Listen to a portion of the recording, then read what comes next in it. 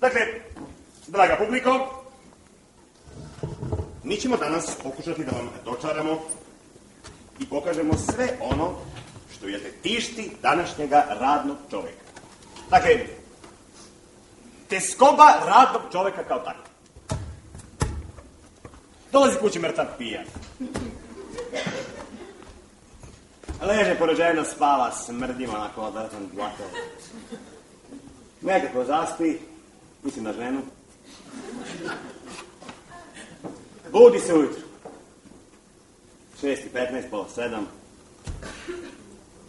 Naravno, prva stvar za koju se vata, kvaka od kupatila, ulazi da se tušira, da se sređuje, pirka, licka, namješta, brije se, stavlja u kolonsku vodu, peče,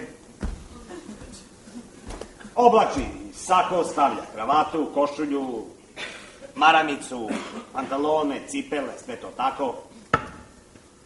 I šta sad dešava? Umio se, sredio se, sve uradio. Seda u auto. Da ga upali, kad hoćeš, ne radi. Naravno, postoji jedna balkanska metoda za to, udariš po alnaseru, udaraš, tresni alnaser, udri ga, samo još jače. Naravno, sad skota da mu je guma probušena.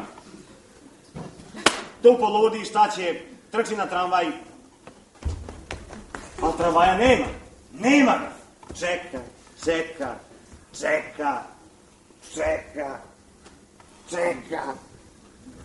Dočeka tramvaj, ulazi u tramvaj, gužva. A on kao spužva. Jedan bata gura se kod vrata i to s taktom, što nogom, što laktom. Jedna cura stala da se gura, mala rastom pa vazduha ište. Pa kad najzad vide stepenište, viče dika svoga verenika. Izađi Dule iz ove gungule. Jadan Dule gleda iz prikrajka i šta će kukala mu majka. Jer kako je gužva ponastala, 3 dugmeta s mesta mu otpala. Jednom rukom drži parverice, a drugom maše kao da ga plaši. Izađe tako čovjek iz tramvaja. Trči na posao, sreće šefa. Šef mu se obraduje, a je o njemu. Ništa tu porazgovaraju. Odu se u kancelariju. Seda i počinje da radi.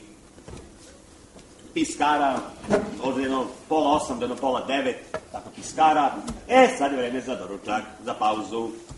Tako pauziraju do 10:30. U 11:15, vreme je za kafu, jel? Može bez kafe. Zove Mirku u kafe kuvaricu, popije kafu. Tu je već 1:15. Vreme se ruča. Možeš bez ručka. Ručaju. Došlo i 2 sata. Ide se kući. Dođe kući, kad ugleda taštu. Obraduje se. Bože! A i ona njemu isto. Pozdravi se sa ženom, srdačno isto tako. Izvinjava se, mora da ide legne, nešto je umoran. Radili su danas. Naravno, zaspe kao krmen. 3 sata odvali ovako.